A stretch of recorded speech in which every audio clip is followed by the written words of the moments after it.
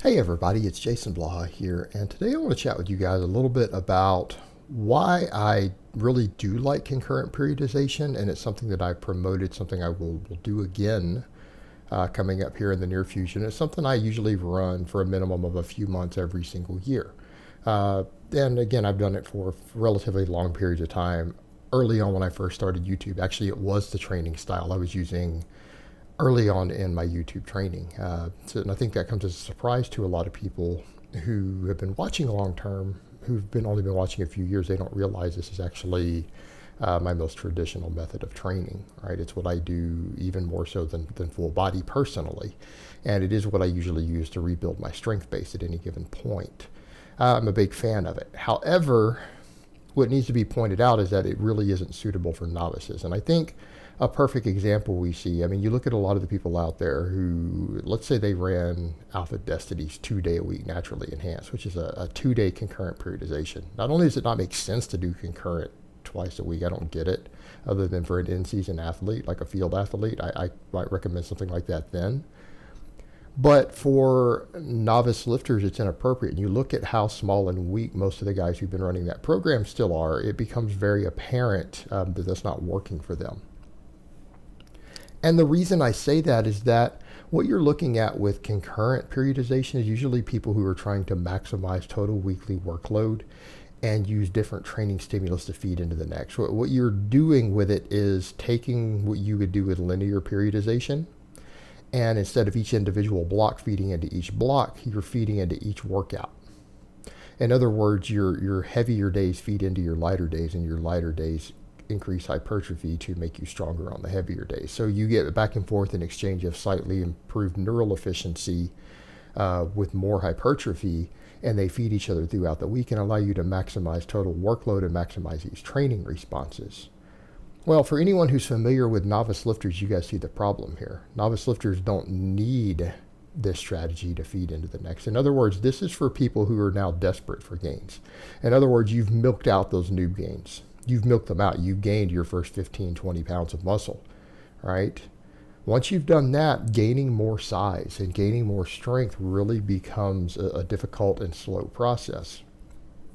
And so training systems like this are devised for people who are going to tend to plateau for months and months on end, right?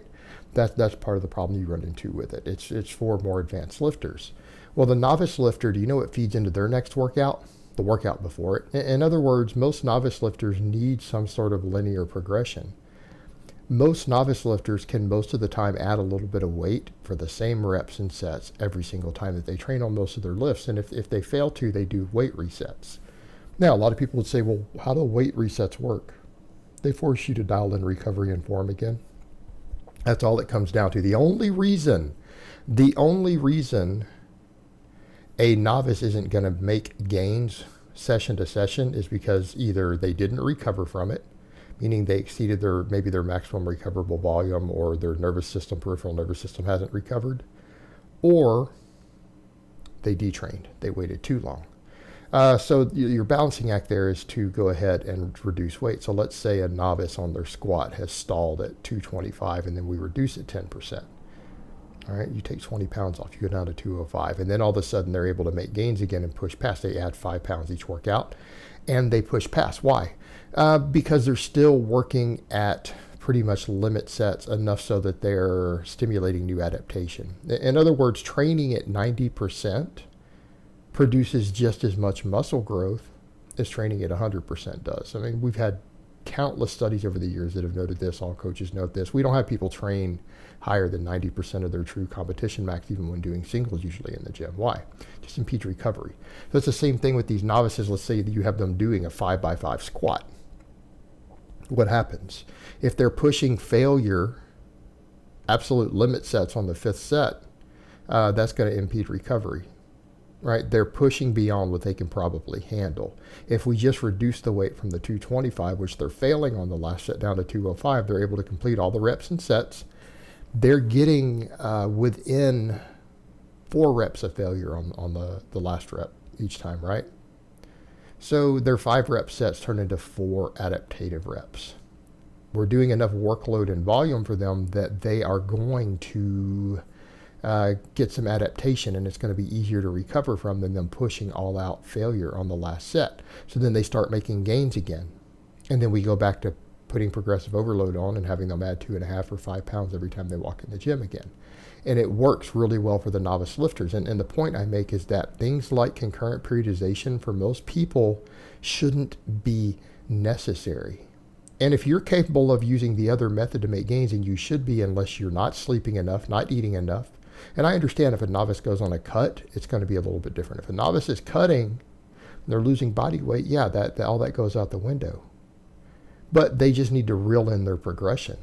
They need to reel in their volume. They still don't need advanced methods. And so usually I would tell people, I want to see you reach my novice strength standards before you even look at any form of periodization. I don't care whether it's linear, nonlinear, whatever you're looking at. For most of you out there, you need to be relatively close to being able to bench 225 or 100 kilos for reps, squat 315 or 140 kilos for reps, all of that stuff. You need to be pretty close to doing that before you even start looking into any form of periodization. And I'm not saying for everyone. There are going to be outliers. There are going to be people who have much smaller frames. There are going to be people who aren't quite as genetically gifted. They're going to be below average genetically for muscle and strength. They may not reach those numbers on a more linear program, right? They might not. And so I'm not saying everyone is going to, but I'm saying at least 50% of people can. At least 50% of healthy men. And if you can't, it may not be something wrong with your body. It might be something wrong with your lifestyle. And the point I would make, if your lifestyle is interfering, meaning you don't eat enough or you don't sleep enough, because let's say you're cutting. If you're cutting, you're not eating enough. Let's say you don't eat enough. You got some nutrient deficiency that's causing it, not enough calories to grow on. Or you're not sleeping enough. Those are both going to impact recovery. So if your stalls in any sort of more linear-based program is due to your lifestyle impacting recovery, what do you think is going to happen when you go to an even higher workload system? All right? Because that is the reason people do concurrent periodization. It's the reason they do concurrent training, so they can squeeze usually more total work in per week and still have certain aspects of their training recover that allows them to push it. And oftentimes people on that sort of training need more frequent deloads as well, because you do eventually start overreaching. All right? You start overreaching. A lot of the guys who run that system actually deload every 8 weeks. It's not uncommon for the stronger lifters. So if you're pushing a system that's going to push you in that manner and eventually you overreach and have to deload, what do you think is going to happen when a novice lifter uses that sort of system whose lifestyle isn't facilitating maximum recovery? It's not any good. It's not going to work. They're going to make less gains. They're going to make less gains than they did on the linear system. And the point is, it just isn't necessary. It isn't necessary. Look, I'm a big fan of these styles of training. And usually when I want to maximize progress, that's what I've done in the past. And again, people forgot because I didn't film it. They don't realize I ran this system again last year right before Bulgaria. And I did several months of concurrent 4-day-a-week periodization before I went into the Bulgarian. That's what built my maxes up to be able to hit those maxes after a short time on the Bulgarian system. But I had also gotten to a point in my life to where I could focus on recovery. I could focus on rest. I was eating more. All right. That's what allows that to happen. For, again, the more novice lifter, training styles like this are not only not necessary, they're counterproductive. Not only can they push you further into an overreach state, which you shouldn't necessarily need as a novice, your progress is going to be slower. So even if you did them perfectly, let's say you take a novice lifter who is only squatting 205 for sets of 5. He is only benching 155 for sets of 5. All right, that's all. You see a lot of guys go on a system like this when they're at that strength level and at that sort of work capacity. And you put them on a system like this that is a slower progression system, they're going to spin their wheels. They're going to make slower gains than they would have on a more appropriate 3-day-a-week, full body, slow linear progression system. It's just unsuitable for them. And I see it happen. And I see guys, they hear about this stuff. They'll see DUT. They'll see different forms of concurrent periodization. Say, oh, that's the secret. This is how this guy got this strong and this jacked. That's it. I'm going to do it. And then they go on that system and they make slower progress. And if they just run a more basic less complicated training program. And it really is unfortunate when you see that. And I'm saying that as someone who really, really enjoys this style of training. But for people who haven't built their base yet, it's a slower way to make gains. You're going to make less progress on it. It's for people who have to have a more advanced training program to continue to move forward. All right, guys, but that's really all I have to say on that today. I hope it's been informative, and I will talk to you guys next time.